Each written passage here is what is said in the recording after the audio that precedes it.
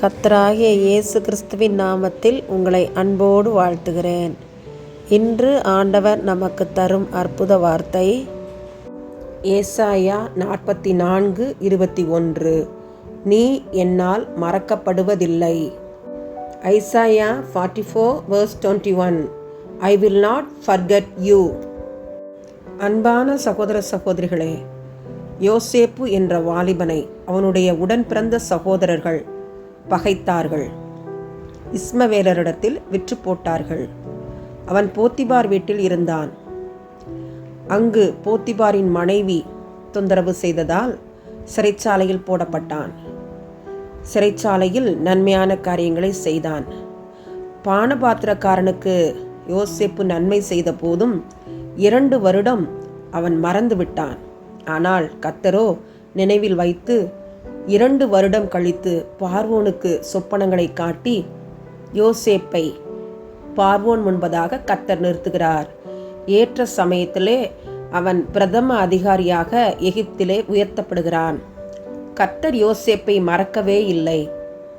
அதைப்போல எஸ்தர் ராஜாத்தி மொர்தெகாயின் வீட்டில் வளர்கிறாள்.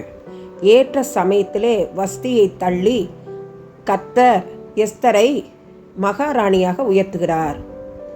அப்பொழுது யூதர்களுக்கு எதிராக ஆமான் சதி செய்கிறான்.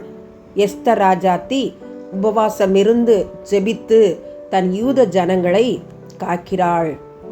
எஸ்தர் மறக்கப்பட்டு போனாலோ? இல்லவே இல்லை.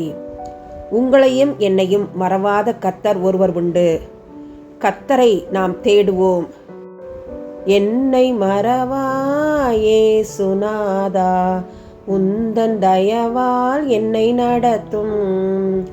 என்னை மறவாயே சுனாதா, உந்தன் தயவால் என்னை நடத்தும். எங்களை மறவாதவரே, பரமபிதாவே, தர்மையான ஜெப நேரத்துக்காக ஸ்தோத்திரம். தீய செயல்களை செய்வதில் வாலிபர்கள் அதிக ஈடுபாடு கொள்வதாக கேள்விப்பட்டு வேதனை அடைகிறோம்.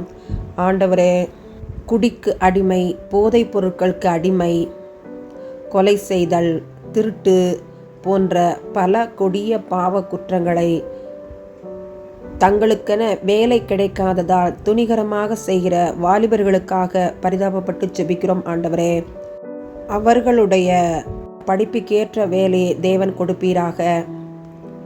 தீய செயல்கள் செய்யாதவாறு வாலிபர்களை காத்துக்கொள்ளும்.